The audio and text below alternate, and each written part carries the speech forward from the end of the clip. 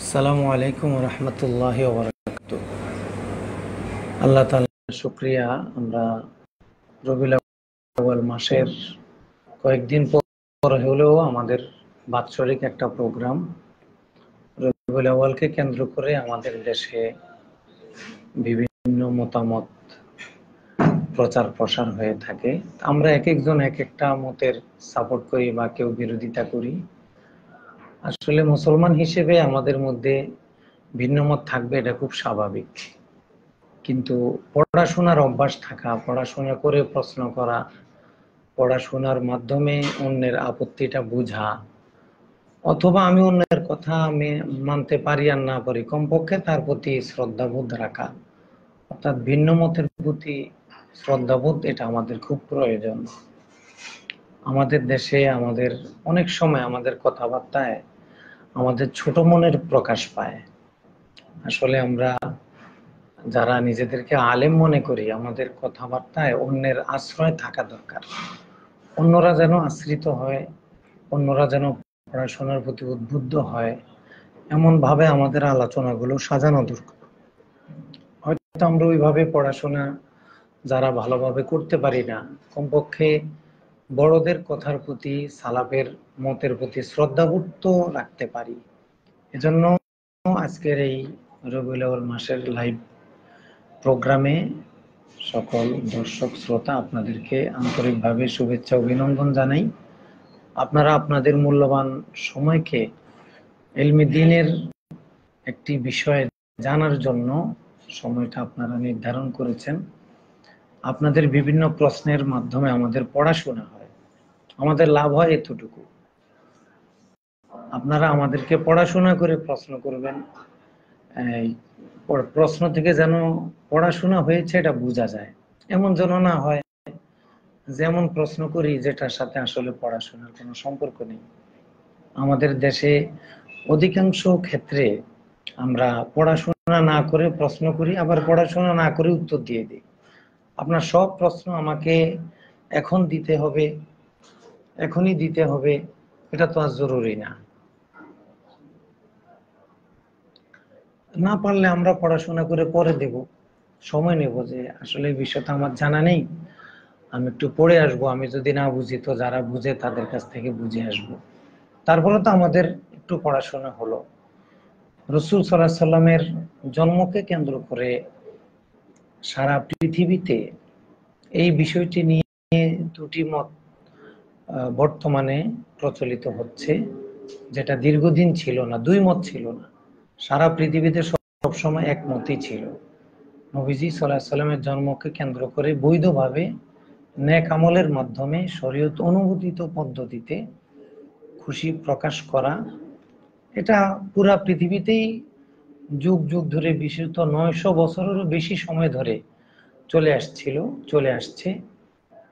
বিশেষত মোহাম্মদ বিন আব্দুল ওয়াহাব নজদি, অর্থাৎ আমরা যাদেরকে ওয়াহাবি বলে থাকি, আমাদের এই ওয়াহাবি ভাইদের উত্থানের আগ পর্যন্ত পৃথিবীতে কোথাও মিলাদ কিয়ামের বিরুদ্ধে কোনো ফতোয়া দেওয়া হয়নি। দুই একজন আলাদা কথা বলেছেন, এটা খুব সাজ নাদের। জুমহুরের মোকাবেলায় তাদের অবস্থান বা সংখ্যা খুবই নগণ্য, ইলমি অবস্থানও এবং দলিলের শক্তির দিকের অবস্থানটাও খুব নগণ্য, একেবারে দুর্বল। কিন্তু মোহাম্মদ বিন আব্দুল ওয়াহাব নজদি, এই শাইখে নজদ, ওনার উত্থানের পর থেকে আমাদের এই ধরায় এই মিলাদ বিরোধী আওয়াজটা একটু জোরালো হওয়া শুরু হলো। এবং আমরা দেখেছি যারা এই ওয়াহাবি সালাফি ঘরানার, ওই সকল ভাই মূলত এই ব্যাপারে বেশি সিরিয়াস হয়ে থাকেন, যে এগুলা বেদাত, এগুলা করা যাবে না, খুব মারাত্মক ভাবে হুকুমগুলো দিয়ে থাকেন। আসলে এগুলো আমাদেরকে খুবই মর্মাহত করে। তা আমাদের ওয়াহাবি ভাইরা বললে আমরা খুব একটা ব্যথিত হই না, কিন্তু আমরা যাদেরকে ওয়াহাবি মনে করি না, আহলে হক মনে করি, ওনারা যখন ওয়াহাবিদের সুরে সুর মিলায় কথা বলেন, তখন আমরা একটু বেশি ব্যথিত হয়ে যাই। ওই সকল ওলামায়ে কেরাম যদি একটু 2-4 পৃষ্ঠা একটু পড়াশোনা করে কথা বলতেন, কমপক্ষে এতটুকু এলেম তো আছে যে জুমহুরুস সালাফ কি বলে, তারা কি লিখেছে, তারা কি করেছে, সব তো আর আসমানে উঠে যায় না, এই কিতাবাদি সব তো আছে। আমরা সেগুলো দেখে পড়ে একটু কথা বলি। আমরা নিজেরা কেন ফতুয়া দিতে যাব? আমাদের তো মুফতি হওয়ার আগ্রহ গালেব হয়ে যায় কেন? আমরা নিজেরা মুফতি না হয়ে আমরা মুস্তাফতি হই। আমাদের চেয়ে যারা বিজ্ঞ প্রাজ্ঞ শাস্ত্রজ্ঞ আমরা তাদের শরণাপন্ন হই। তাহলে আমাদের এই ইলম চর্চা মুজাকারা এগুলা খুব ফলপ্রসূ হবে। আর বিষয়টা যদি এমন হয় যে যাই বলুক আর করুক, আমি যেটা বুঝছি সেটার আলোকে আমি দলিল তালাশ করব, এটা বোধহয় আমাদের ইলমি ময়দানও আমাদেরকে খুব একটা বেশি ফায়দা দিবে না। এজন্য দর্শক শ্রোতা যারা আছেন, আমরা সকলের কাছে অনুরোধ করব, আপনারা আহলে ইলমদের প্রশ্নগুলো আমাদের কাছে পাঠাবেন। আমাদের অনেক ভাই ফেসবুকে লিখে প্রচার করছে যে আপনারা জুমা মসজিদে যাওয়ার আগে আমার এই লেখাগুলো নিয়ে যাবেন, আমার এই লেখাগুলো জুমা মসজিদে বলবেন। তা আপনারা ওগুলো থেকে আমাদেরকে প্রশ্ন করেন। যে সকল আলেম ওলামা যারা পড়াশোনা করে কথা বলার অভ্যাস আছে, তাদের প্রশ্নগুলো আমাদের কাছে দেন। আমরা বহসে বিশ্বাসী না, স্ট্যাম্পে স্বাক্ষর করলে সমাধান হবে এটাতেও বিশ্বাসী না। আমরা বিশ্বাসী পড়াশোনায়। আপনি আমার কথা মানা প্রয়োজন নেই, আপনি আমার কথাগুলো জন্য কিছু পড়াশোনা করেন আর আমাকে এমন কিছু প্রশ্ন করেন আমি যেন 2-4 মিনিট একটু পড়তে বাধ্য হই। কিন্তু আমাদের বড়ই আফসোস জাগে যে আসলে আমরা পড়াশোনা, আমি অনেক আলিমের সাথে কথা বলার সুযোগ হয়েছে, অন্য বিষয়ে পর্যাপ্ত পড়াশোনা থাকলেও এই বিষয়ে উনি হয়তো 1000 পৃষ্ঠাও পড়েন নাই, এই বিষয়ে 1000 পৃষ্ঠাও পড়েন নাই বা পড়ার প্রয়োজন মনে করেন না, মনে করেন এটা তো ছোটকাল থেকে শুনে আসছি বেদাত, এটা তো বেদাত, এটার জন্য আবার পড়াশোনা কি? আসলে এখন তো নেট হয়ে গেছে, ওয়াইফাই নেট যোগাযোগ আমাদের সবার কাছে, এগুলো অ্যাভেলেবেল। এই জন্য এখন আমাদেরকে একটু পড়াশোনা করে কথা বলার অভ্যাসটা আনা দরকার। আমরা যেন একটু পড়াশোনা করে কথা বলি এবং কারো কথা শুনে বিশ্বাস করব না, কারো কথা শুনেই আমরা দিলে ঢুকাই ফেলবো না। যদি আমার তাহকিকের কৌয়ত থাকে তাহলে আমরা তাহকিক করব, আর যদি তাহকিকের শক্তি মাদ্দা না থাকে তাহলে যে আলেমকে ভালো লাগে আমরা তার অনুসরণ করব। এক আলেমকে আরেক আলেমের মুখোমুখি আমরা দাঁড় করাবো না। হ্যাঁ, আপনি যাকে ভালো লাগে আপনি তারটা মেনে চলেন। যদি কোনো ভুল হয় তাহলে আল্লাহ তাআলা ওই আলেমকে ধরবে, তিনি কেন ভুল ফতোয়া দিলেন, তিনি কেন আপনাকে ভুল পথে পরিচালিত করলেন। এজন্য আমরা রাসূল সাল্লাল্লাহু আলাইহি সাল্লাম আমাদেরকে যে নির্দেশনা দিয়েছেন, আল্লাহ রাব্বুল আলামিন কোরআন হাকিমে আমাদেরকে যেভাবে আল ইলমের কাছে যেতে বলেছেন, আমরা সেভাবে আলেম ওলামার শরণাপন্ন হয়ে আমাদের জটিলতাগুলো সমাধান করার চেষ্টা করব। ও মা তাওফীক ইল্লা বিল্লাহ। আমাদের এক ভাই প্রশ্ন করেছেন, অন্তত একটি হাদিসের সূত্র বের করুন যে নবী করিম সাল্লাল্লাহু আলাইহি সাল্লাম অথবা সাহাবায়ে কেরামগণ বছরের একটি দিনে অথবা 12ই রবিউল আউয়ালে মিলাদ উদযাপন করেছেন। তো এই ভাইয়ের প্রশ্ন শুনে বোঝা যায় উনি হয়তো খুব, লাইটটা বন্ধ করা যায় না, চোখে পড়ে, এই ভাই হয়তো খুব হাদিস প্রেমিক অথবা খুব নবী প্রেমিক। হাদিসের ভাষা থেকে বোঝা যায় যে উনি যে কোনো কাজ করবেন নবী সাহাবী করেছেন কিনা এটা দেখে দেখে করবেন। এই আগ্রহটা ভালো যে আমার এই কাজ নবীজি করেছেন কিনা, সাহাবীরা করেছেন কিনা, আগ্রহটা ভালো। কিন্তু দ্বীনি শরীয়তের ক্ষেত্রে তো শুধু আগ্রহ থাকলে হবে না, দলিলের বিষয় থাকতে হয়। কোরআন সুন্নাহর যে কোনো বিষয়ে নুসুসে শরিয়ার জমা না হলে ওই বিষয়ে সহজ এবং নিরেট সমাধান দেওয়া সম্ভব হয় না, এজন্য মুস্তাহিদ হতে হয়। তো আমরা যারা মুকাল্লিদ, আমরা তো হইলাম মুকাল্লিদে জাহেল। আমাদের বাংলাদেশে আমরা যারা আছি আমরা মানে আলেম ওলামাদের মধ্যে মোটামুটি 98% ওলামা আমরা মুকাল্লিদে জাহেল। অর্থাৎ মারাতিবুল ফুকাহার মধ্যে মুকাল্লিদ হওয়ার জন্য যে যোগ্যতাটা দরকার আমাদের 98% বা 95% মাদ্রাসার শিক্ষক যারা, আমরা যারা বড় বড় কিতাব পড়াই, আমাদের অধিকাংশের মধ্যে যোগ্যতাটা নাই। তো মুকাল্লিদ আলিমের সংখ্যায় আমাদের দেশে হাতে গোনা কয়েকজন। এটা যারা আলী ইলিম তারা অবশ্যই কথাটা বুঝবেন যে মুকাল্লিদ আলিম আর জাহিল মুকাল্লিদে জাহিল। আমরা মোটামুটি মানসম্মত মুকাল্লিদে জাহিল। মুকাল্লিদে আলিম যারা, তাদের তো অনেক পড়াশোনা করতে হয়, পড়াশোনা করে কথা বলতে হয়। তো ভাই যে প্রশ্ন করেছেন যে রাসূল সাল্লাল্লাহু আলাইহি ওয়াসাল্লাম অথবা সাহাবায়ে কেরাম বছরে একটি দিন অথবা 12 রবিউল আউয়ালে মিলাদ উদযাপন করেছেন, এটার কোনো প্রমাণ আছে কিনা? এই কথাটার কয়েকটা ব্যাখ্যা হতে পারে। যে রাসূল সাল্লাল্লাহু আলাইহি সাল্লাম সরাসরি আমরা এখন যেভাবে মিলাদ উদযাপন করি, যেমন আমরা ইয়া নবী সালাম আলাইকা বলি, ওয়ালাম্মা তাম্মা মিন হামলিহি বলি, আমাদের অনেক ভাই রেলি করে, আবার অনেকে রেলির নামে জোহরের নামাজও ছেড়ে দেয়, নাউজুবিল্লাহ, মিলাদের নামে বেপরদাও করে, নাউজুবিল্লাহ। আমরা সেগুলোর আলোচনা যাচ্ছি না, তো যারা বৈধভাবে করে আমরা তাদের কথা বলছি। তো এই যে আমরা যে পদ্ধতিতে বর্তমান পৃথিবীতে মিলাদ উদযাপন করা হচ্ছে, 12 রবিউল আউয়াল ঈদ মিলাদুন নবী সাল্লাল্লাহু আলাইহি ওয়াসাল্লাম উদযাপন করা হচ্ছে, ঠিক এইভাবে নবী সাহাবী করেছেন কিনা, এটা হয়তো প্রশ্নের একটা ব্যাখ্যা হতে পারে।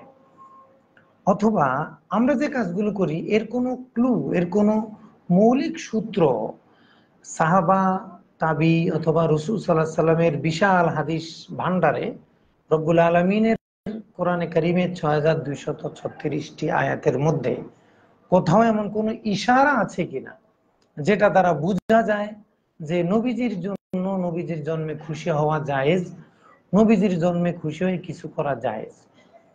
আপনার প্রশ্নের ব্যাখ্যাটা যদি প্রথমটি হয় যে হুবহু আমরা যেভাবে করি এভাবে আছে কিনা, তো এই প্রশ্নটা হবে পড়াশোনা না করার কারণে। যে আমরা কোনো কাজ করা হুবহু নবী সাহাবী করতে হবে, বিষয়টা এমন নয়। যদি এটা আপনাকে কেউ বুঝিয়ে থাকে, কোনো আলেম যদি আপনাকে এই প্রশ্নটা করে থাকে যে নবী সাহাবী, অনেক সময় আমাদের মিলাদ কিয়াম বিরোধী উলামায়ে কেরাম মাহফিলে মাহফিলে তো শ্রোতা থাকে, আর আমাদের দেশে শ্রোতা তো আলেমরা যেখানে মুকাল্লিদে জাহিল, তো শ্রোতারা আর কি হবে? শ্রোতা হলো সামে, ওনাদের তো আর কোনো মারাতেব নেই, আলেমরাই তো মারাতেবুল ফুকাহায় থাকতে পারে না।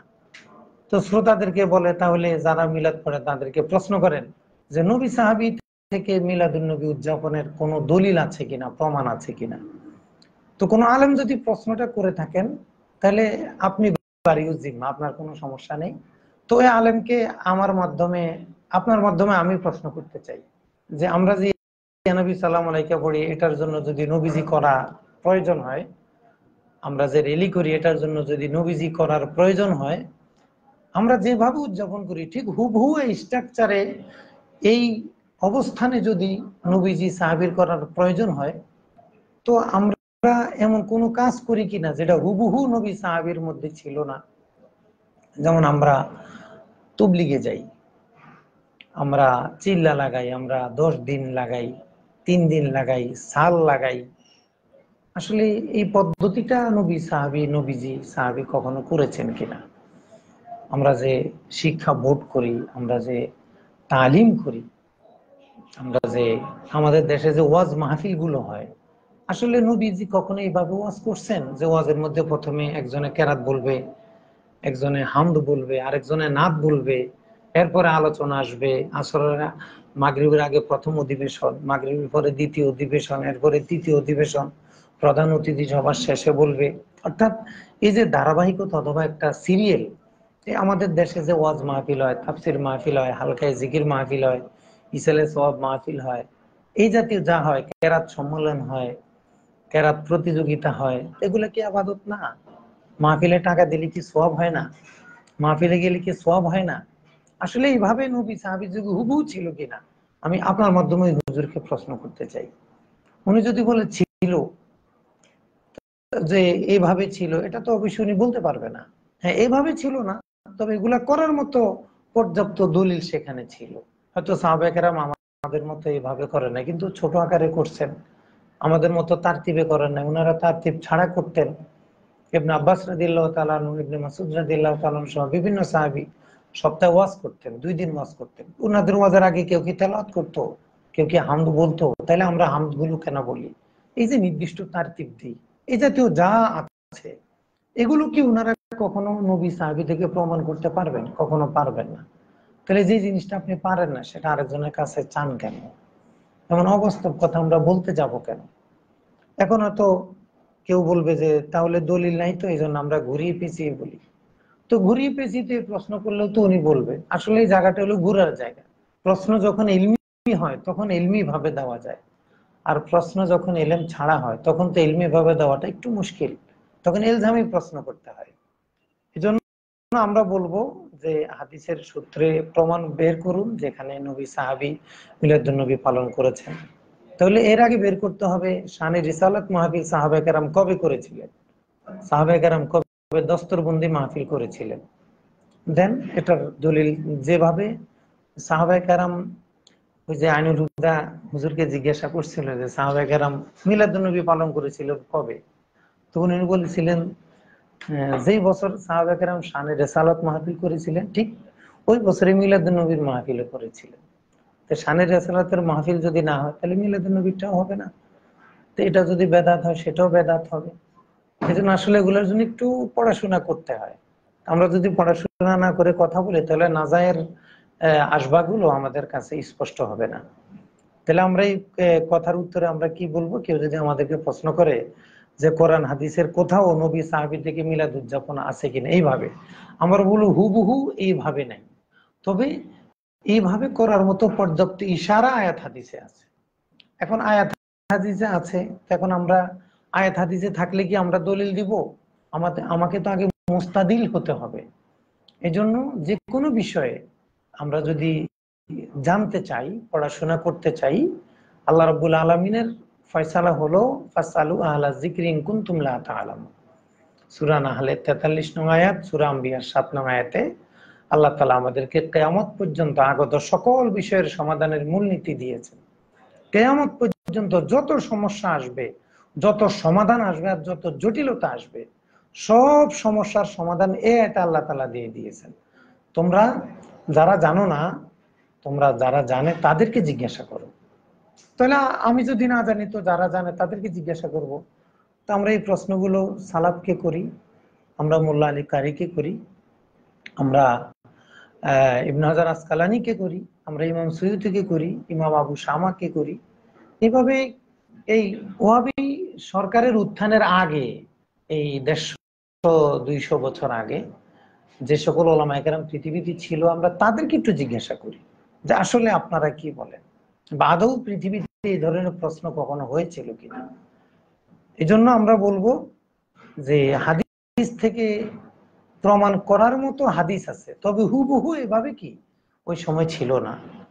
এই বিষয়টা বোঝার আগে আমাদেরকে একটা বিষয় বুঝতে হবে, কোনো কিছুর উৎপত্তি ও ক্রমবিকাশ, আমরা ইলমে নাহউর উৎপত্তি ও ক্রমবিকাশ পড়েছি, উসুল ফিকহের উৎপত্তি ক্রমবিকাশ, উলুমে হাদিসের উৎপত্তি ও ক্রমবিকাশ, উলুমে তাফসীরের উৎপত্তি ও ক্রমবিকাশ। আমরা যে এখন হাদিসগুলো যে মুহাজ্জাব পেয়ে থাকি, হাদিস সহিহ হওয়ার বা উলুমে হাদিসের যে শর্ত সারায়াত পেয়ে থাকি, এগুলো তো রাসূল সাল্লাল্লাহু আলাইহি ওয়াসাল্লাম সারা জীবনে একবারও বলেন নাই, সাহাবায়ে কেরামও পড়েন নাই, তাবিরাও এগুলা জানতেন না। এরপরে এগুলো একেবারে মোকাম্মাল মুদাওয়ান হওয়া শুরু হয়েছে মাত্র। তাহলে আমরা কি বলবো? এগুলো সমাধান কি হবে? এগুলোকে আমরা পড়বো না? অবশ্যই পড়বো। হ্যাঁ, হুবহু উলুমে হাদিস সাহাবায়ে কেরাম পড়েন নাই, আল্লাহ নবীজিও পড়েন নাই, কিন্তু উলুম হাদিস পড়ানোর মতো পর্যাপ্ত তথ্য নবীর হাদিসে আছে। পড়ার মতো যে সান্ত্বনা দরকার, যেই উলুমের সোর্স দরকার, সেটা নবীজির হাদিসে আছে, আল্লাহর কালামে আছে।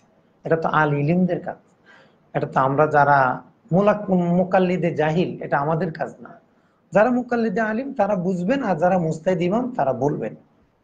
এই জন্য আমরা এই প্রশ্নের উত্তরে প্রথমে বলতে চাই যে কোরআন হাদিসে আছে কিনা এইভাবে উদযাপন করা হুবহু এভাবে নাই। তাহলে আমরা করি কেন? হ্যাঁ, এভাবে উদযাপন করার মতো ইশারা আছে। যেমন আল্লাহ তাআলা কোরআন হাকিমে ইরশাদ করলেন, ফাযাক্কিরহুম বিআইয়ামিল্লাহ, এ নবী আপনি তাদেরকে আল্লাহর দিবসগুলোর কথা, আল্লাহর দিবসগুলোর মাধ্যমে স্মরণ করায় দেন, দিবসগুলোর মাধ্যমে তাদেরকে উপদেশ দেন। আল্লাহর দিবসগুলো তাদের সামনে পেশ করেন। আল্লাহর দিবসগুলোকে আপনি এতে তাফসীরটা দেখেন, ইসলামের যত গুরুত্বপূর্ণ ঘটনা আছে এগুলো হলো আল্লাহর দিবস, এগুলো আল্লাহর দিবস। এই যে আশুরা, এটা আল্লাহর একটা দিবস, এগুলার মাধ্যমে মানুষ ইসলামের প্রতি আকৃষ্ট হয়। এভাবে বিভিন্ন ঘটনা যেগুলোর মাধ্যমে মানুষ দ্বীনের প্রতি আকৃষ্ট হয়, নবীদের প্রতি শ্রদ্ধাবোধ বাড়াতে পারে, এগুলো সব ফাযাক্কিরহুম বিআইয়ামিল্লাহর অন্তর্ভুক্ত। এখন আপনি একটু দুই একটা তাফসীর পড়েন, সেখানে দেখেন যে আমাদের কথাগুলো তাফসীরের অনুকূল না বিপরীত, নাকি আসলে পড়াশোনা ছাড়াই কথা বলি। তা আমরা তো তাফসীর করার অধিকার নেই, তবে মুফাসসিরদের আকওয়াল বুঝে বুঝে বলার দায়িত্ব আমাদের, আমরা যেন এগুলো একটু পড়ে আমরা কথা বলি। তো সম্মানিত শ্রোতা মণ্ডলী, আমরা আপনাদেরকে বিনয়ের সাথে অনুরোধ করব যে একটু পড়াশোনা করা, আর এগুলোর ইশারা কোরআন সুন্নাহ থেকে ওলামায়ে কেরাম যা দিয়েছেন সেটা আমরা দেব। আমরা নিজেরা গবেষক হব না, নিজেরা মুফতি হতে যাব না, আমরা নিজেরা মুস্তাফতি হব যে ওলামায়ে কেরাম কি বলেছেন। তো কোনো বিষয়ে যদি মনে করেন যে একটা বিষয়ে 1000 আলেম একরকম বুঝছেন আর 2-3 জন আলেম ভিন্ন রকম বুঝছেন, আমার যদি বুঝার ক্ষমতা না থাকে আমি দেখবো অধিকাংশ আলেম কি বলছে, আমি সেটাই দেখব। আর যদি বুঝার ক্ষমতা থাকে তাহলে আমি দলিলের সাথে কি মুওয়াজানা করব, মুওয়াজানা করে আমি দেখবো যে কারটা ভালো কারটা কি, সেটা আমরা দেখতে পারি। রাসূল সাল্লাল্লাহু আলাইহি ওয়াসাল্লাম যেহেতু বলেছেন শাওয়িরু ফিহিল ফুকাহা ওয়াল আবিদিন, সাহাবায়ে কেরাম রাদিয়াল্লাহু তাআলা আনহুম যখন জিজ্ঞাসা করলেন, হুজুর আমাদের কাছে যদি কোনো বিষয় আসে যেটা আমরা বুঝি না, সমাধান করতে পারি না, সেটা আমরা কি করব? তখন রাসূল সাল্লাল্লাহু আলাইহি ওয়াসাল্লাম এই হাদিসখানা মাজমুজ জাওয়ায়েদের এক নুসখায় 178 নম্বর হাদিস, শাওয়িরু ফিহিল ফুকাহা ওয়াল আবিদিন, তোমরা ইবাদত গুজার ফুকাহায়ে কেরামের সাথে পরামর্শ করো, তারা যেটা বলে সেটা তোমরা মেনে নিবা। তাহলে আপনি মিলাদকে বেদাত বলবেন না জায়েজ বলবেন? এটার জন্য আমাদের বাংলাদেশের হুজুররা ফতোয়া দেওয়ার কে?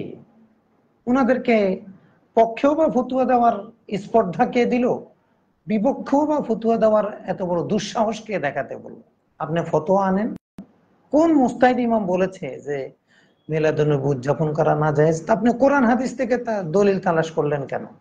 কোরআন হাদিস থেকে দলিল তালাশ করবে যিনি কোরআন হাদিসের দলিল বুঝেন, তিনি কোরআন হাদিস থেকে দলিল তালাশ করবেন।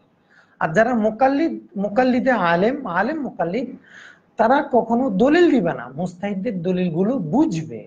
কারণ দলিল দিতে হলে ওই বিষয়ের সকল তার সামনে জমা থাকে। হ্যাঁ, কেউ এক মাসালায় মুস্তাহিদ হতে পারে, কেউ মাযহাবের মুস্তাহিদ হতে পারে, কেউ সকল মাযহাবের মুস্তাহিদ হতে পারে, এটা যার যার ইলমি মালাকা অনুযায়ী হতে পারে। এজন্য আমরা বলবো যে হুবহু এভাবে নেই, তবে ইশারা আছে। কি ইশারা? কোরআন আছে ফাযাক্কিরুম বিআইয়ামিল, আল্লাহর দিবস। রাসূল সাল্লাল্লাহু আলাইহি সাল্লামের জন্ম, এটা আল্লাহর একটা দিবস। এর মাধ্যমে আমরা নবীজির জীবনী আলোচনা করি, নবীজির প্রতি মানুষের আগ্রহ বাড়ানোর চেষ্টা করি, নবী প্রেম মানুষের অন্তরে বাড়ানোর চেষ্টা করি। এটাই ভাবে, আপনি অন্যভাবে বাড়ান, সমস্যা নেই তো। একবার ইয়া নবী সালাম আলাইকার মাধ্যমেই নবী প্রেম বাড়াতে হবে, এটা তো কেউ বলে নাই। আপনিও আপনার মতো করে বাড়ান, একবারে রবিউল আউয়াল মাসেই করতে হবে, সারা বছর করেন। তবে এটা যেহেতু একটা প্রসঙ্গক্রমে আমরা এটা করি। আর হাদিস শরীফে রাসূলুল্লাহ সাল্লাল্লাহু আলাইহি ওয়াসাল্লাম বললেন শাওবিরু ফিল ফুকা ওয়াল আবিদিন, ইবাদত গুজার ফুকায়ে কেরাম যেটা বলে সেটাই শরীয়ত, উনারা যেটা বলে সেটাই শরীয়ত।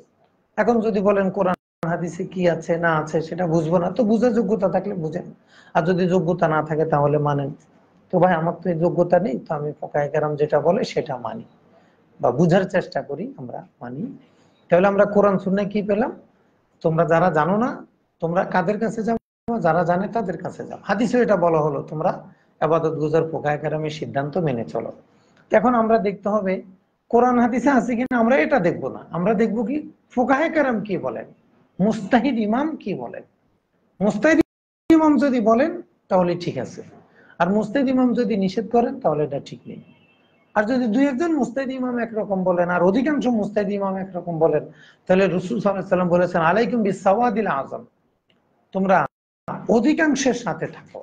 যে মতটা অধিকাংশ মুস্তাহিদ ইমাম বুঝেছেন তোমরা সেটা ধারণ করো, এটা তোমাদের জন্য নিরাপদ হবে। হ্যাঁ, কারো কাছে যদি দুই একজন মুস্তাহিদ ইমামেরটা ভালো লাগতে পারে, সেটা আপনি নেন, কিন্তু বাকিদেরকে তো আপনি বাতিল বলতে পারেন না।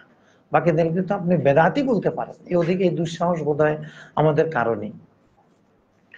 তাহলে আমরা এই প্রশ্নের উত্তরে কি দেখতে হবে, যে ওলামায়ে কেরাম কি বলেছেন।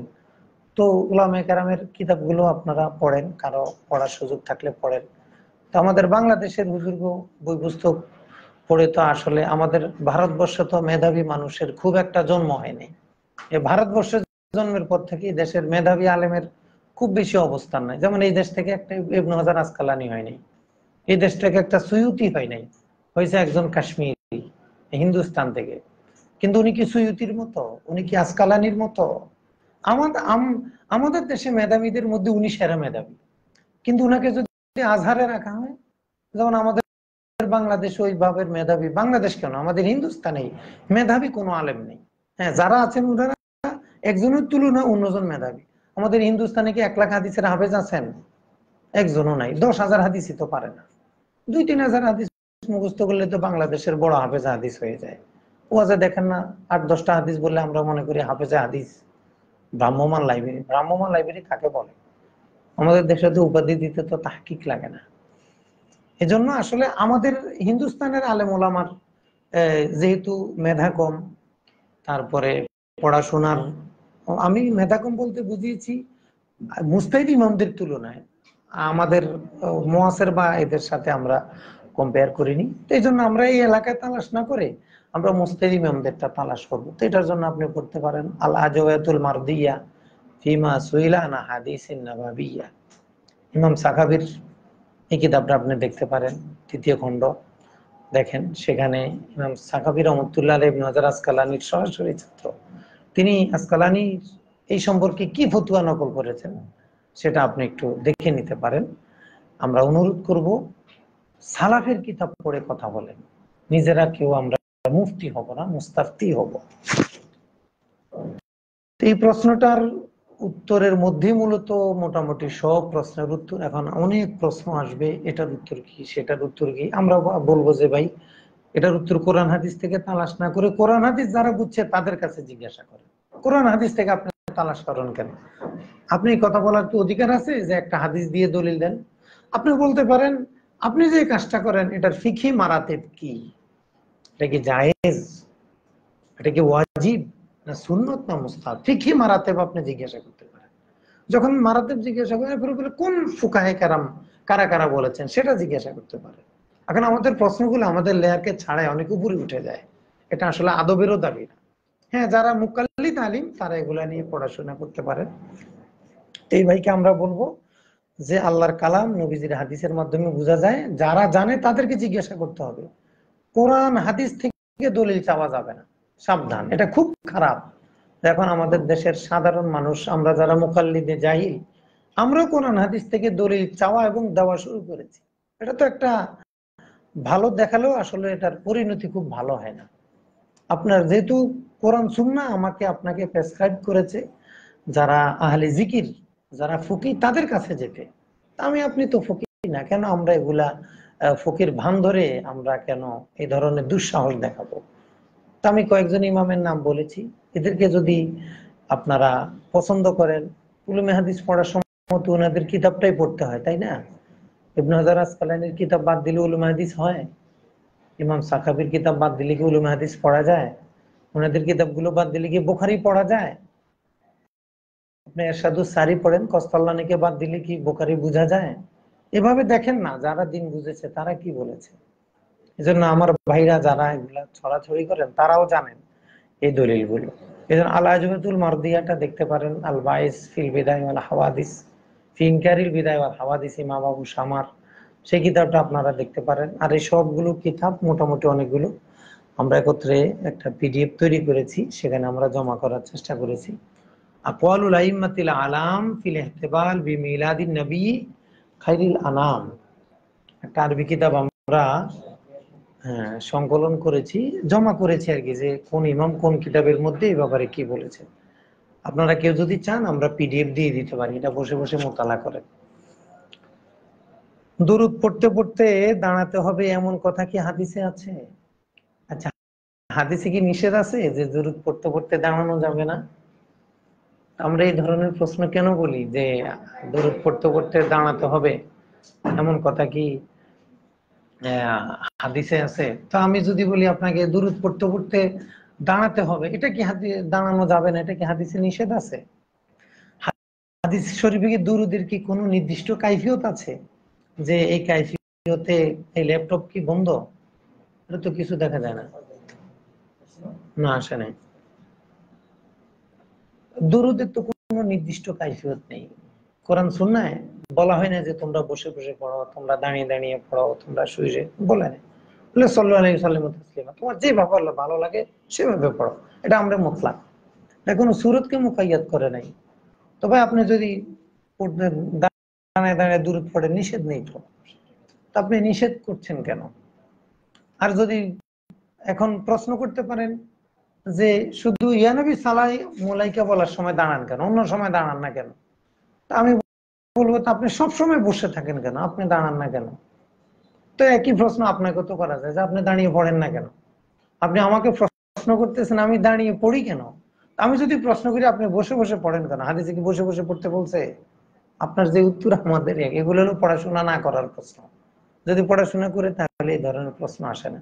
আপনি আমাকে প্রশ্ন করেছেন যে আমি দাঁড়িয়ে দাঁড়িয়ে দুরূদ পড়ি কেন, তা আমি যদি প্রশ্ন করি আপনি বসে বসে পড়েন কেন, কি উত্তর দিবেন? কোরআনে কারিমে সুন্নাহর কোথাও কি আছে যে বসে বসে দরুদ পড়ো? এজন্য এই শামসুল হক ফরিদপুরি রহমতুল্লাহ আলাইহির তাসাউফ তত্ত্ব বইয়ের 41-42 পৃষ্ঠাটা ভালো করে পড়ে নেবেন। সেখানে কিয়ামের উত্তরটা সুন্দরভাবে দেয়া আছে, আশা করি এটা আপনারা পড়ে নেবেন। কারণ আমাদের তো আসলে এই পড়ার সময় নেই, যার কারণে আমাদের ভাইরা কেউ পড়ার সময় পায় না, শুধু নিজেরা ফতুয়া দিবে, নিজের মত প্রচার করবে। এজন্য আমরা নিজের মত প্রচার করার পক্ষে না, মুরব্বীদের মতগুলোকে আপনাদের সামনে ধরে রাখার পক্ষে। সালাফদের কেউ কি মেহেদি হাসান হানাফি, সুন্দর নাম, মেহেদি হয় না তো, মাহাদি হয়। আইডি কার্ড চেঞ্জ করা তো কঠিন, তবে ডাক নামগুলো আপনারা ঠিক করতে পারেন। মেহেদি হয় না, মাহাদি হাসান। সালাফদের কেউ কি মিলাদুন নবী সাল্লাল্লাহু আলাইহি সাল্লামকে ঈদ বলেছেন? হ্যাঁ, বলেছেন। আব্দুল হক মুহাদ্দিস দেহলভী রহমাতুল্লাহ মা সাবাতা বিসুন্নাহ পড়েন। তারপরে আপনি আল্লামা ইবনে তাইমিয়ার ইক্তেদাউস সিরাতিল মুস্তাকিম, সেখানে তো তিনি ঈদ কথাই বলেছেন, যারা ঈদ হিসেবে গ্রহণ করে। ইমাম সাখাবী রহমতুল্লাহ আলাইহি ঈদের কথা বলেছেন, আব্দুল হক মুহাদ্দিস দেহলভী রহমতুল্লাহ আলাইহি ঈদের কথা বলেছেন। আমাদের লেখাগুলো আমরা বিস্তারিত লিখেছি।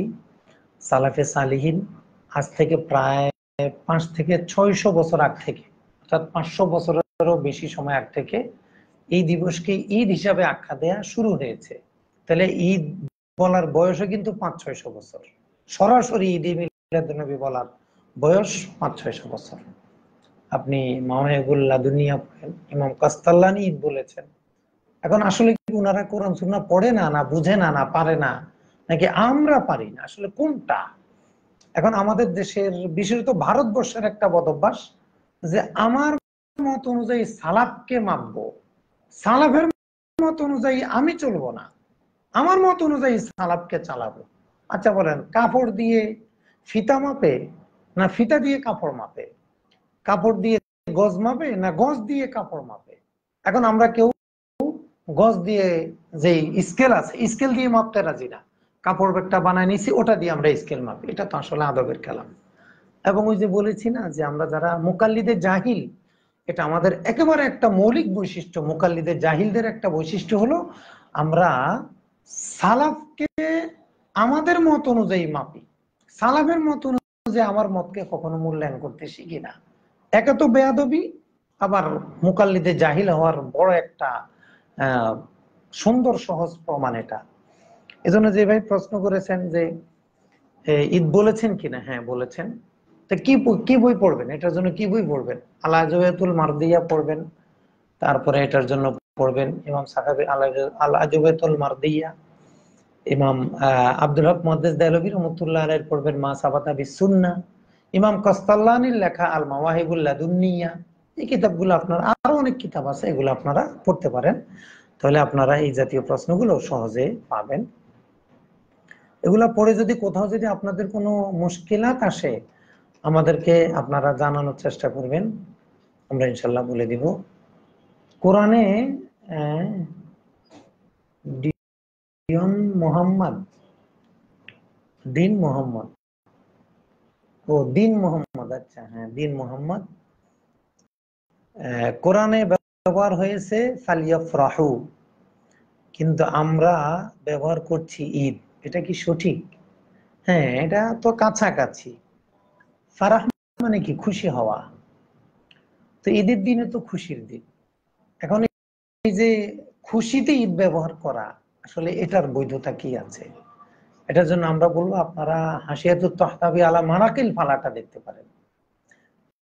সেখানে আছে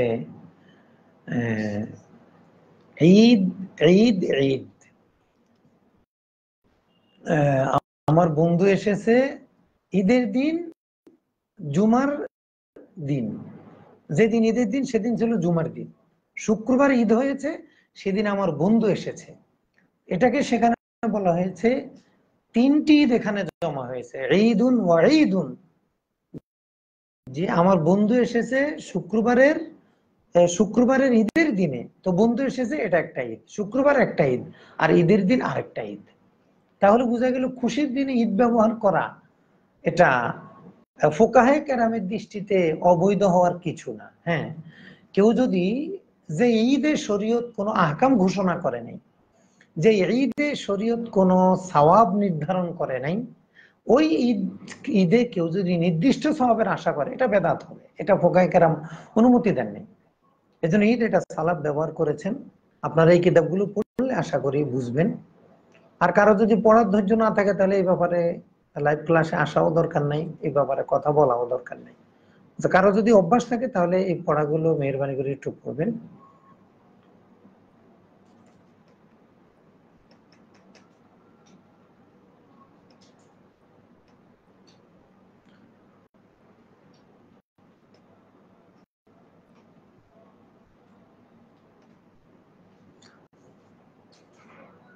নবীজি করণের সাহাবীরা করেন নাই, আমরা যে করি এটার কোরআন হাদিস দলিল চাই মিলাদুন্নবী। আচ্ছা, আপনি বুঝাতে চেয়েছেন যে কাজটা নবীজি করেন নাই, যে কাজটা সাহাবী করেন নাই, আমরা করি কেন? এই প্রশ্নটা এক ধরনের রুগীরা করে, এটা মনে রাখবেন।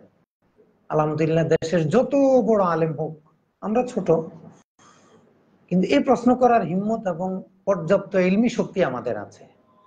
যে এই প্রশ্নটা, এক যাদের মধ্যে একটা রোগ আছে, তারা এই প্রশ্নটা সারা জীবন করবে, আর শুধু ঘুরপাক খাবে। একবার নিজের মুরব্বীর সাথে বাড়ি খাবে, আবার আরেক শ্রেণীর মুরব্বীর সাথে বাড়ি খাবে, আবার নিজে নিজের গায়ে বাড়ি খাবে এই প্রশ্নটা করে করে, যে নবী করে নাই, সাহাবী করে নাই, আমরা কেন করি?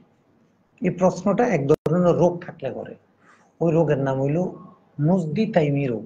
এই রোগটার নাম হইল নজদি তাইমি রোগ। এই নজদি তাইমি রোগটা যাদের মধ্যে ঢুকবে, তারাই প্রশ্ন করবে। অথবা পড়াশোনা হয়তো ভুলে গেছে, তারা এই প্রশ্নটা করতে পারে। তো সাধারণত নজদি তাইমি রোগ যদি থাকে, প্রশ্নটা তিনি যত বড় আলেম হোক, যত বড় মহাক্কিক মুদাক্কিক হোক না কেন, ওনার মধ্যে নজদি তাইমি রোগ ঢুকে গেছে, এই জন্য এই প্রশ্নটা করেছেন। আপনি উসুল সারাক্সি পড়েন, দেখেন না সেখানে তরককে হুজ্জত বলেছেন কিনা। আপনি মাতাকুমুর রাসূল ফাখুযু ওয়া মা নাহাকুম আনহু ফান্তাহু, সূরা হাশরের 7 নম্বর, এতে তাফসীর দেখেন। এদের ব্যাখ্যা পৃথিবীর কোন মুস্তাহিদ মুফাসসির বলেছেন কিনা নবী সাহাবী না করাটা দলিল? কোথায় পেয়েছেন আপনি? বলেন, 2-3টা কিতাবের নাম বলতে বলেন মুহতারামকে, আমরা ইনশাআল্লাহ মোতালা করব। এজন্য এটা এক ধরনের রোগীর প্রশ্ন, যে যাদের মধ্যে নজদি তাইমি রোগ আছে, ওই ভাইরা অবশ্যই প্রশ্ন করবেন যে নবী করে নাই, সাহাবী করে নাই, আমরা করব কেন? তো এই প্রশ্ন শুধু মিলাদের ক্ষেত্রে কেন, সব ক্ষেত্রে থাকা উচিত। ইল্লাল্লাহ জিকির নবী সাহাবী করছিল, চিল্লা প্রচলিত, তবলিগ নবী সাহাবী করছিলেন, প্রচলিত তালিম, জিকির, মজলিস, ওয়াজ, মাহফিল, ওই একই কথা। এগুলো তো নবী সাহাবী, এগুলোর সময় নবী সাহাবী করেছে কিনা এই প্রশ্ন তো করেন না। তখন আপনি কি করেন? তখন আপনি ক্লু খোঁজেন, ইশারা খোঁজেন। তো আমরাও ইশারা খুঁজি। এজন্য আমি আগেই বলেছি, এক এক নির্দিষ্ট রোগীর অন্তরে এই প্রশ্নটা থাকবে। যারা নজদি তাইমির মারাদে মারিদ হয়ে গেছেন, তাদের এই প্রশ্নটা বারবার আসবে, বারবার। এমদাদুস সুলুকের মধ্যে যে অজিফাগুলো আছে এগুলো কি নবী সাহাবীরা করছেন? মুনাজাতে মাকবুল থানভী রহমতুল্লাহ আলাইহি লিখছেন, এটা কি নবী সাহাবীরা করছিলেন? মুনাজাতে মাকবুল, এখানে যে শনিবারের দোয়া, রোববারের দোয়া, 7 দিনে এখানে তারতিব দেওয়া হয়েছে। মোল্লা আলী কারি রহমতুল্লাহ হিফজুল আজম লিখছেন, সেখানে 7 দিনের দোয়াগুলোকে সিরিয়াল দেওয়া হয়েছে। আচ্ছা, এগুলো কি নবী সাহাবী করছিলেন? প্রশ্ন করেন না কেন? বুঝে বলেছি না, যাদের কোনো নজদি টাইমে রোগ থাকবে তারাই প্রশ্ন করবে, আর শুধু নিজের মুরব্বীদের সাথে বাড়ি খাবে, বারবার বাড়ি খাবে। এই জন্য এগুলো শুনলে আমাদের কষ্ট লাগে যে হ্যাঁ রে, আমাদের আমাদের দেশের নজদি টাইমে রুগী চলে আসছে। এগুলো তো এই দেশে আমদানি রপ্তানি হওয়ার কথা ছিল না। যাদের মুত্তাফাকুল আলাইহি বাতিল যারা, এদের ব্যাপারে এদের নীতিগুলো আমরা নিয়ে কেন কথা বলবো? তাহলে আমরা এই সম্পর্কে আপনাকে মোতালা দিব যে ভাই, প্রশ্ন নবী করেন নাই, সাহাবী করেন নাই, আমরা কেন করি? তাহলে মা আতাকুমুর রাসূলু ফাখুযুহু, এখানে আল্লাহ তাআলা কি বলেছেন? নবীজি যা নিয়ে এসেছেন তা ধরো। তাহলে ধরতে হবে কোনগুলা? যা নবীজি নিয়ে এসেছেন। ওমা নাহাকুম আনহু ফান্তাহু, যেগুলা করতে নবীজি নিষেধ করেছেন সেগুলা থেকে বিরত থাকো। আল্লাহ কি বলেছেন? মা তারাকা আনহু, মা তারাকাহু। আল্লাহ তাআলা কি বলেছেন? মা আতাকুমুর রাসূলু ফাখুযুহু ওমা তারাকাহু ফান্তাহু। নবীজি যা নিয়ে এসেছেন তা করো, যা ছেড়ে দিয়েছেন তা তোমরা ছেড়ে দাও। এটা আল্লাহ তাআলা বলেছেন। এই প্রশ্নটা নজদি টাইমে রোগ থাকলে আসবে, অথবা না বুঝলে আসতে পারে। অর্থাৎ আপনি রুগী না, কিন্তু হয়তো জানেন না, এই জন্য প্রশ্ন করছেন। এজন্য আমরা কিন্তু কোনো প্রশ্নের উত্তর দিব না, উত্তর কোথায় পাওয়া যায় সেটা বলবো। এজন্য আমরা আহলে ইলমদের দৃষ্টি আকর্ষণ করব, যারা বিভিন্ন মাদ্রাসার মুফতি মুহাদ্দিস, আপনারা যদি আমাদেরকে একটু সময় দেন, বললে ইনশাল্লাহ আমরা আপনাদের কাছে গিয়ে মাসালাটা বুঝবো। যেহেতু আপনি এই বিষয়ে অনেক বই পুস্তক লেখেন, অনেক কথা বলেন, মানুষকে বিভিন্ন কথা বলেন, তা আমাদেরকে একটু 5 মিনিট বলেন, আমরা আপনার কাছ থেকে শুনি। সমস্যা কি? আমরা তো বহসে যাই না, আমরা দেখা করতে যাই, হাদিয়া তোফা নিয়ে যাই, নিজের পকেটের ভাড়া দিয়ে যাই, এবং খালি হাতে যাই না। আমি কোন আলেমের কাছে 1-1.5 হাজার টাকার নিচে হাদিয়া তোফা নেই না। কমপক্ষে নেওয়ার চেষ্টা করি। আমরা কয় টাকা আয় করি, তারপরে আমি নেওয়ার চেষ্টা করি। এজন্য নবীজি করেছে, করেন না, এই জন্য আমরা করতে পারবো না, এটা হলো নজদি টাইমের রূপ থাকলে আসবে। আর এটার সমাধানের জন্য আপনি মা তাকুমুর রাসূলু ফাখুযুহু ওয়া মা নাহাকুম আনহু ফান্তাহু, এটা তাফসীর দেখতে পারেন। এবং রাসূল নিজে হাদিস শরীফে বলেছেন, আমি তোমাদেরকে যা আদেশ করি সাধ্য অনুযায়ী তোমরা সেটা মেনে চলো, যা নিষেধ করি তা থেকে তোমরা বিরত থাকো। নবীজি বলেন নাই যে মা তারাকতু, আমি যা ছেড়ে দেই তা থেকে। তাহলে তরকটা আবার হুজ্জত হলো কিভাবে? কখনো এটা হুজ্জত না। এজন্য উসুলুস সারাকসি আপনারা পড়তে পারেন, উসুলে বাজদাবি আপনারা পড়তে পারেন।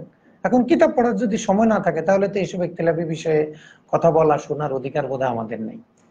হ্যাঁ, এগুলা পড়তে গিয়ে যদি কোথাও না বুঝেন, আমাদেরকে প্রশ্ন করবেন, আমরা ইনশাল্লাহ না বুঝলে মোতালা করে আপনাদেরকে সময় দেব। আরেক ভাই প্রশ্ন করেছেন,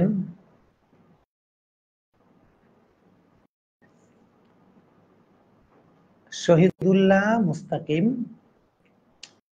আমরা কিয়ামের মধ্যে অনেক পীর মুর্শেদের নাম উচ্চারণ করে থাকি, তা কতটুকু যৌক্তিক? আসলে আমরা সারসিনার সিলসিলার অনুসারে আমরা কখনো আমাদের মিলাদে কোনো পীর মুর্শেদের নাম নেই না, বা আমাদের হক সিলসিলার যাদেরকে মনে করি তাদেরকে কখনো নিতে দেখি না। তো যারা নেয় তাদেরকে প্রশ্ন করলে ভালো হবে, এটা আমার জানা নেই ওনারা কোন দলিলের ভিত্তিতে নেয়, আমি বলতে পারবো না।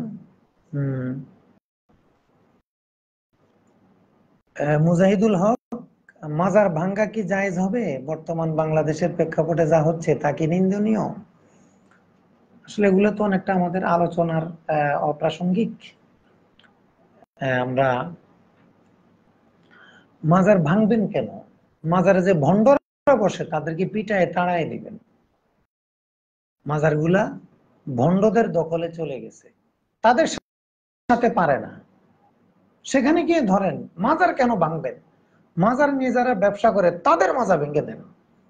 মাজার তো আমাদের ক্ষতি করে নাই, মাজার কি ক্ষতি করে? মাজারওয়ালা কি এই ভণ্ডদেরকে খেলাপথ দিয়েছিল?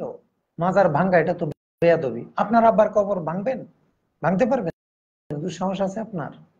তাহলে একজন আল্লাহর ওলির কবরের ব্যাপারে এগুলো আমরা কেন বলি? আমরা মাজার ভাঙবো না, মাজার পূজারীদের কোমর ভাঙবো, পা ভাঙবো, এটা করতে পারেন, এটা আপনার ধর্মীয় অধিকার। তবে রাষ্ট্র যেহেতু নিষেধ করে, আপনি আদালতে মামলা দেন, তাদের বিরুদ্ধে রাষ্ট্রীয় ভাবে তাদের ব্যবস্থা নিতে পারে। আইন হাতে তোলা এটা আমাদের দায়িত্ব না।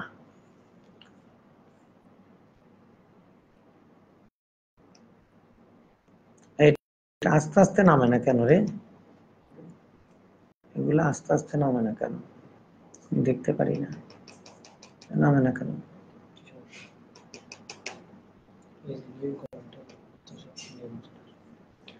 যারা আগে করছে তাদেরটা দেওয়া না কেন? ও আচ্ছা আচ্ছা।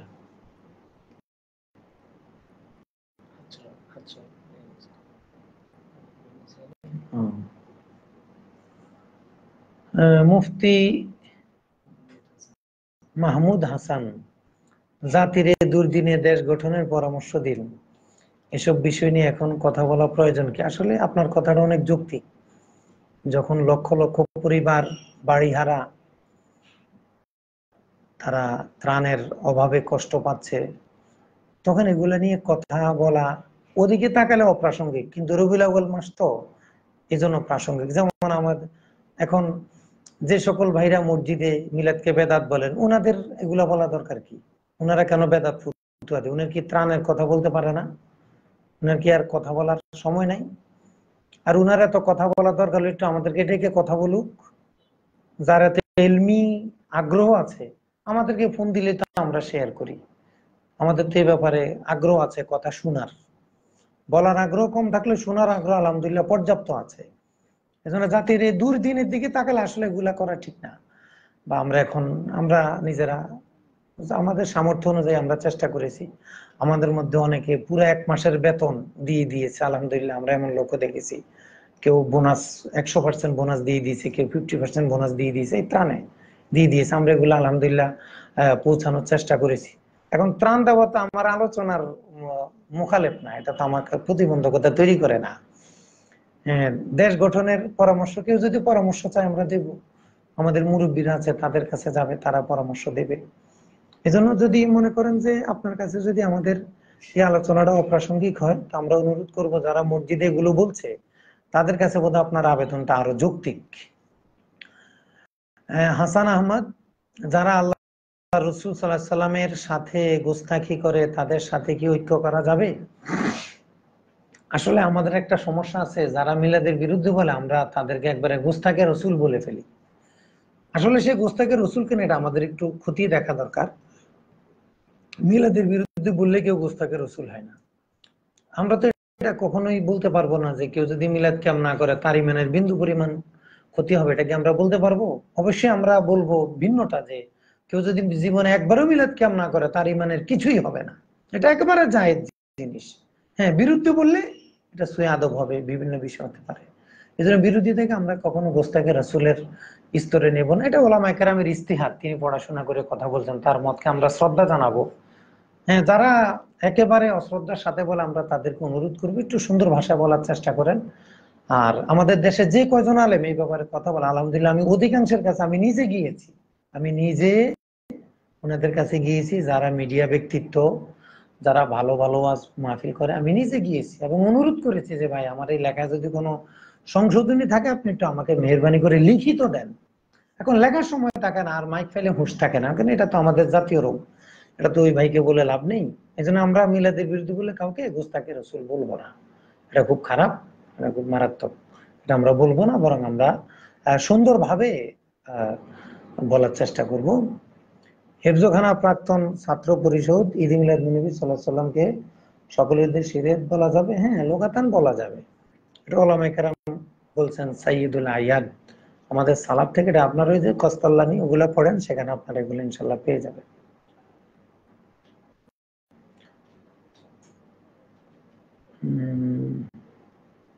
কিতাবটি কিভাবে পাবো? আচ্ছা, আমি যে এই কিতাবটার কথা বলেছিলাম, এটা আপনারা কেনা লাগবে না, আমার হোয়াটসঅ্যাপে নক করলে আমরা পিডিএফ দিয়ে দিব এটা। হ্যাঁ হ্যাঁ, এটা আর নতুন কিতাব আমরা যেটা লিখছি আজকে মাত্র আমরা ছাপাখানায় কিতাবটি পাঠিয়েছি।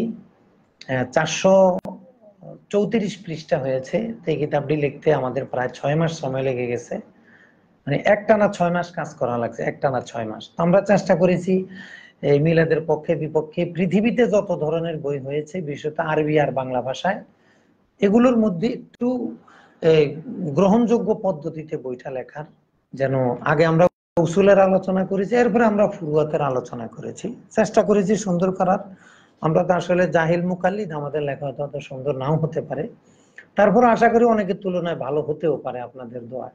আপনারা দোয়া করলে ইনশাআল্লাহ ভালো হবে। আবু সাইদ ভাই, আরেকটা প্রশ্ন। আমরা যে বলি কথায় কথায় সালাফগণ, আসলে আমরা সালাফ বলতে মূলত কাদেরকে বুঝি? খুব এটা একটা ইলমি প্রশ্ন। আপনাকে অসংখ্য ধন্যবাদ। এই সারাদিন একটা ইলমি প্রশ্ন পাওয়া গেছে। আমরা সালাফ বলতে কাদেরকে বুঝবো? আপনি যদি বর্তমান বুঝেন, যারা বাতিল আকিদার নন, যে সকল পূর্ব আমাদের আগের ওলামায়ে উত্তরসূরি ওলামায়ে কেরাম যারা বাতিল আকিদার ছিলেন না, তারাই আমাদের সালাফ। যারা শিয়া না, যারা রাফিজি না, খারেজি না, জাবরিয়া, কাদরিয়া, মুজাসসিমা, মুআত্তিলা, নজদি, তাইমি নয় যারা, তারাই আমাদের সালাফ। সালাফ বলতে আমরা তাদেরকে বুঝাই, এবং ওলামায়ে কেরাম তাদেরকে বুঝিয়েছেন যারা বাতিল আকিদার অধিকারী ছিলেন না। হ্যাঁ, ফিকি মাসালা ইখতিলাফ হতে পারে, কিন্তু আকিদায় কিন্তু কখনো ইখতিলাফ নেই, মৌলিক আকিদায় কখনো ইখতিলাফ নেই। এজন্য যারা নজদি, তাইমি, শিয়া, এই যে মুত্তাফাক আলাই বাতিল কোন মতের অনুসারী নন, ছিলেন না, তারাই আমাদের সালাফ। আমরা তাদের অনুসরণ করার চেষ্টা করি। নাম চাইলে আমরা বলতে পারি, আমরা যে কিতাবটা লিখেছি, পৃথিবীতে 64 জন মুস্তাহিদ ইমামের কিতাব আমরা সেখানে জমা করেছি। 64 জন মুস্তাহিদ ইমাম, 3-4 জন ছাড়া প্রত্যেকের সরাসরি কিতাব আমরা পেয়েছি, যারা এখানে মিলাদুন্নবী, ঈদে মিলাদুন্নবী নিজেরা বলেছেন, পালন করেছেন, স্পষ্টভাবে দলিল দিয়েছেন, মিলাদ কিয়াম করেছেন, এমন অনেক আলেমের নাম কিতাব সহ আমরা জমা, এবং নুসখা প্রমাণিত। যারা একটু উলুমে হাদিস পড়ছেন তারা বলে নুসখা প্রমাণিত কিনা, আমরা এগুলো প্রমাণিত করে দেখে তারপরে আমরা বইটি ঢোকানোর চেষ্টা করেছি। আমাদের সাথে যোগাযোগ রাখবেন। আমরা ইনশাল্লাহ আশা করতেছি আগামী 1 সপ্তাহের মধ্যে বইটা আমরা হাতে পাবো। আল্লাহ তাআলা তৌফিক দিলে আমরা বইটা আপনাদেরকে পৌঁছাতে পারবো। 434 পৃষ্ঠা। আমরা সর্বোচ্চ কোয়ালিটি বজায় রাখার চেষ্টা করেছি। 80 গ্রাম অফসেট পেপার, তারপরে board binding, spot emboss foil, এগুলা দেওয়ার চেষ্টা করেছি। এতে আমাদের খরচ একটু বেশি হয়েছে। আমাদের খুচরা বিক্রি মূল্য হবে 350 টাকা। 350 টাকা। লাইব্রেরিয়ানদের জন্য এখান থেকে 10% ছাড় থাকবে, তারা যেন নিতে পারে। আবু সাইদ ভাই, আপনাকে ধন্যবাদ ইলমি প্রশ্ন করার জন্য। আপনার বাসা আমার দাওয়াত, অথবা আমার মাদ্রাসা আপনার দাওয়াত। ঈদে মিলাদুন্নবী উপলক্ষে পীর সাহেবকে গাড়িতে উঠিয়ে এবং গাড়ি সাজিয়ে এই পদ্ধতি পালন করা কতটুকু বৈধ? আসলে মিলাদুন্নবীতে নবীর শোডাউন হওয়া দরকার। পীরের শোডাউন তো সারা বছর হচ্ছে, এই দিনে আবার পীরকে এত, মানে এটা আমার বুঝে আসে না। যারা করেন তারা বলতে পারবেন। আমাদের পীরদেরকে আমরা এইভাবে হাইলাইট করি না, তো যেন আসলে এগুলো আমরা বুঝি না। যারা করে তাদের সাথে কথা বললে ভালো হবে। আমরা এগুলা করিও না, সমর্থনও করি না, আমরা একেবারে এগুলা পছন্দ করি না।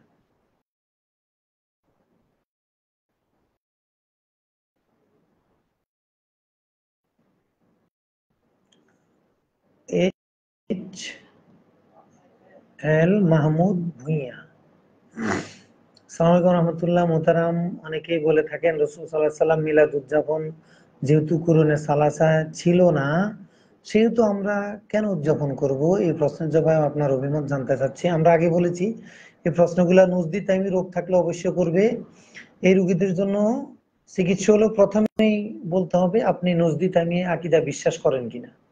এই প্রশ্নগুলো যারাই করবে, প্রথম প্রশ্ন, আপনি নজদি তাইমি আকীদা বিশ্বাসী কিনা। যদি বলেন বিশ্বাসী, বলে ভাই লাকুম দীনুকুম ওয়ালিয়া দিন, আপনার আকীদা আমার আকীদা আলাদা। আপনার আল্লাহর হাত পা আছে, আমার আল্লাহর হাত পা নাই। আপনি যে আল্লাহর ইবাদত করেন, আপনার আল্লাহ আমার আল্লাহই আলাদা। অতএব আপনার সাথে আমার এগুলা পুরোই মাসালা না, উসুলি মাসালা নিয়ে কথা বলতে হবে। আর যদি বলে না আমি নজদি তাইমি আকীদা বিশ্বাসী না, তবে প্রশ্নটা আমার আছে, তাহলে আমরা বলবো এটা ইলমি প্রশ্ন না। আর নবী সাহাবী তরক এটা কখনো হুজ্জত হয় না। নবীজি না করে এটা হুজ্জত না। হ্যাঁ, নবীজি কোন একটা কাজ করে ছেড়ে দিয়েছেন, এই তরকটা হুজ্জত হতে পারে, কিন্তু নবীজির সামনেও ছিল না, করেনও নাই, এটা তো এই তরক কখনো কি হবে না, হুজ্জত হবে না।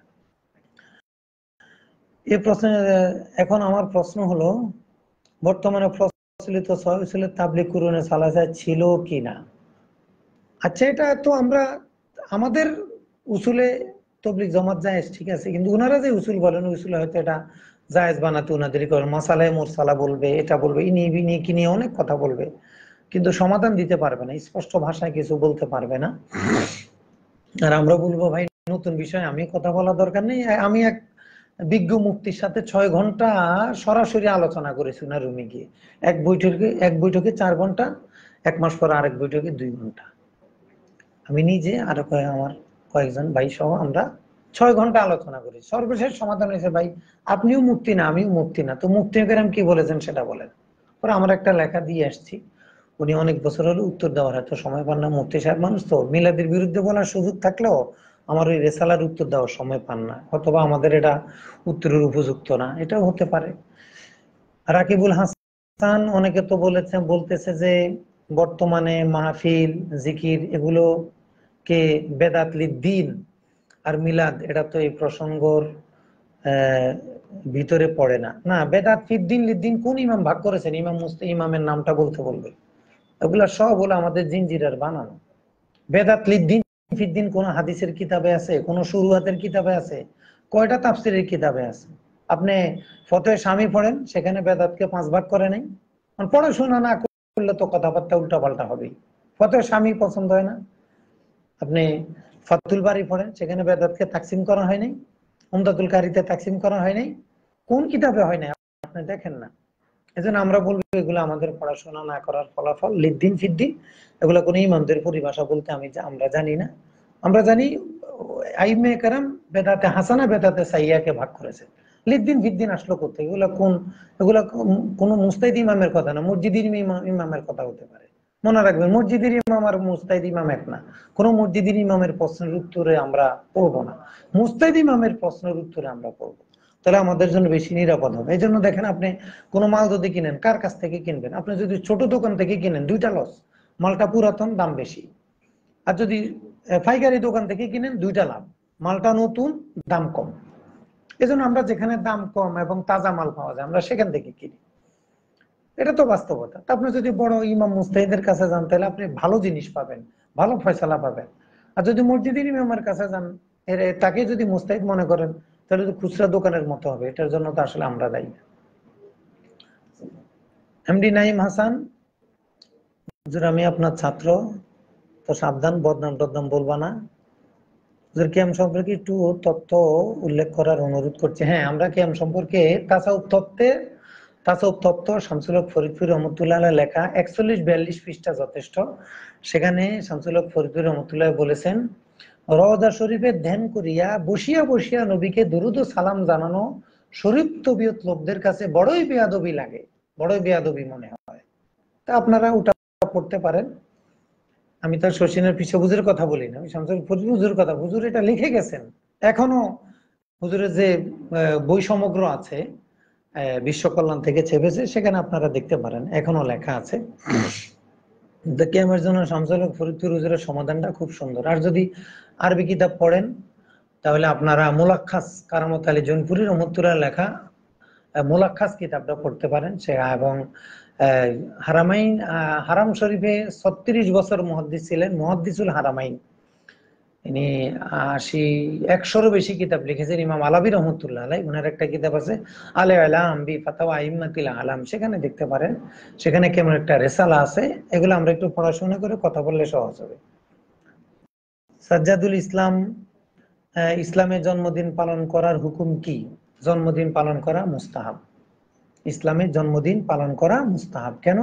নবীজি জন্মদিন পালন করেছেন, সাপ্তাহিকভাবে নবীজি পালন করেছেন। এই জন্য আপনি আপনার জন্মদিনে, নবীজির জন্মদিনে, আপনার মা বাবার জন্মদিনে শুকরিয়াতান আপনি প্রতি সপ্তাহে রোজা রাখতে পারেন। এভাবে আপনি জন্মদিন পালন, সপ্তাহে যদি না পারেন বছরে একদিনও আপনি করতে পারেন। যেটা সপ্তাহে করা যায় সেটা তো বছরে অবশ্যই করা যায়, এটা তো আর নিষেধ না। কারো পকেটে যদি 5 টাকা থাকে, তাহলে অবশ্যই 4 টাকা আছে। যেটা বছরে, যেটা সপ্তাহে সপ্তাহে করা যায় ভাই, সেটা তো বছরে অবশ্যই করা যায়। বরং আপনি বলতে পারেন যে আপনি বছরে একদিন করেন কেন, আপনি প্রতি সপ্তাহে করেন। মিলাদুন নবী হবে প্রতি সপ্তাহে, তো তো আরো ভালো। এখন তো বছরে একদিন করে এটি বেদাত হয়ে গেছে, প্রতি সপ্তাহে করলে কি অবস্থা হতো আমাদের আল্লাহই জানে।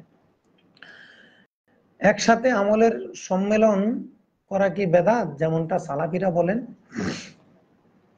না, একসাথে বৈধ আমলকে একত্র করা স্বাভাবিকভাবে জায়েজ, যদি শরীয়তের কোনো নস না থাকে। শরীয়তে এটার বিরুদ্ধে, জমার বিরুদ্ধে যদি কোনো নুসুসে শরিয়া না থাকে, তাহলে আপনি আমলকে জমা করতে পারেন। যেমন সালাফি ভাইরা যদি বলে, তাহলে আপনি ওনাকে প্রশ্ন করবেন যে ভাই আপনি ফজর উপর আজকে কোনো সুন্নত দোয়া পড়ছেন কিনা? বলে পড়ছি। বলে ভাই কি কি পড়ছেন? সূরা হাসর পড়ছি, আল্লাহুম্মা আজিরনা মিনান নার পড়ছি, রাদিতু বিল্লাহ পড়ছি। তো ভাই আপনি যে একটার পরে আরেকটা পড়ছেন, এই যে জমা করছেন, এটা কোন হাদিসে পাইছেন বলেন? মানে আপনি ইমাম কুরতুবীর যে আজকে যে হাদিস আছে, সকাল সন্ধ্যার যে সকাল সন্ধ্যার যে আমলের হাদিস আছে, সেখানে কি সিরিয়াল দেওয়া আছে? সেখানে কি জমানো আছে? আপনি কোনটা পড়বেন? যেই দুইটাকে জমা করবেন ওই দুইটার দলিল দিতে হবে। আর যদি দলিল দিতে না পারেন, একসাথে দুইটা পড়তে পারবেন, কারণ আপনার মতে তো জমা করা জায়েজ নাই। নবীজি সকালে পড়ছেন, ভাই আপনি যেই কটা ভালো লাগে সেই কটা পড়েন। এখন আপনি যদি জমার জন্য আলাদা দলিল চান, আপনি যে সকাল সন্ধ্যার দোয়াগুলো একত্র করলেন, এটার দলিল কি? আপনি যদি সকাল সন্ধ্যার দোয়া একত্র করতে পারেন, আর তাহলে আমি 2-4 রাকাত নফল নামাজ একত্র করলে সমস্যাটা কোথায়? দুই আমি তো 1 রাকাত করে নফল পড়ি না, 3 রাকাত করে নফল পড়ি না, 2-2 রাকাত করে নফল তো পড়া যায়, এটা তো পড়তে সমস্যা নাই। এক এক দোয়ার পর এক এক দোয়া পড়া যায়। নফল আমল করতে তো ভাই দলিল লাগে না। নফল আমলের জমা করতে দলিল লাগে না। অবৈধ কিছু করতে শরীয়তে নিষেধ আছে, এজন্য অবৈধভাবে কিছু করা যাবে না। যেটা জুজের বৈধ সেটার জমাও বৈধ। এখন কেউ যদি বলেন তাহলে আমি মাগরিবের নামাজ 4 রাকাত পড়বো, ভাই মাগরিবের নামাজ 3 রাকাত তো মুআয়্যান, আপনি 4 রাকাত পড়বেন কিভাবে? এটা তো তাকবীর দিয়ে শুরু হবে, তারপরে সালাম দিয়ে শেষ, এটা তো মুআয়্যান, এখানে তো আপনি মন চাইলে বাড়াতে পারবেন না। কিন্তু শরীয়ত যেটাকে মুতলাক রেখেছে, সেখানে তো আপনি বাড়াতে সমস্যা নেই। নাইমুল হাসান, আসসালামু আলাইকুম। সালাম। কি প্রশ্ন? ও আচ্ছা, নাইমুল হাসান নাকি নাইম হাসান? দোনোটাই হতে পারে, এটা মাসুফ সিফত হতে পারে, মুদাফ মুদাফ ইলাইহি, ইদাফাতু সিফাত ইলাল মাসুফ, দোনোটাই হতে পারে, এটা সমস্যা নাই, দোনোটাই হবে। মুদাফ মুদাফ ইলাইহি অথবা মুবদাল মিনহু বদল হবে।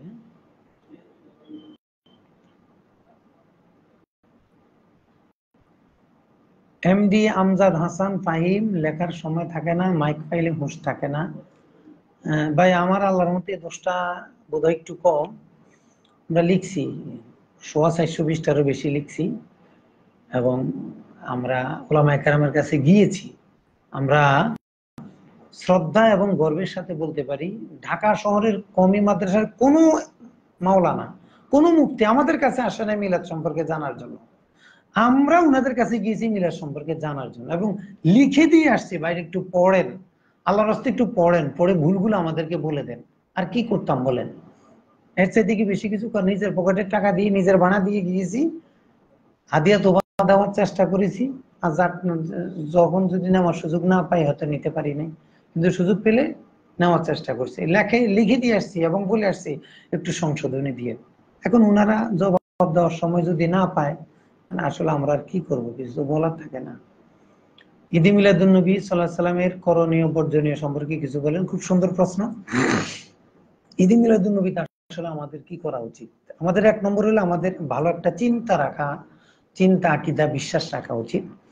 যারা মিলাদুন্নবী পালন করে না, এটার বিরুদ্ধে বলে আমরা তাদেরকে খারাপ বলবো না, এটা আমাদের 1 নম্বর করণীয়। যারা মিলাদ কিয়ামের বিরুদ্ধে বলে আমরা তাদেরকে খারাপ বলবো না, তাদেরকে ফাসিক বলবো না, তাদেরকে খারিজ মিনাদ দ্বীন বলবো না। এটা হলো আমাদের 1 নম্বর করণীয়, কারণ এটা জরুরি বিষয় না যে করতেই হবে। যেহেতু শারআন জরুরি না, তাইলে আপনি তাকে কেন মোজাম্মাত করবেন? এই জন্য ঈদে মিলাদুন্নবী সম্পর্কে আমাদের প্রথম কাজ হলো আমাদের চিন্তাকে পরিষ্কার করতে হবে। যারা এটার বিরুদ্ধে বলে আমরা তাদের বিরুদ্ধে বলবো না, তাদেরকে খারাপ জানবো না, তাদেরকে শ্রদ্ধা করব, স্নেহ করব, ভালো জানবো, ভালোবাসবো। এটা আমাদের প্রথম করণীয়।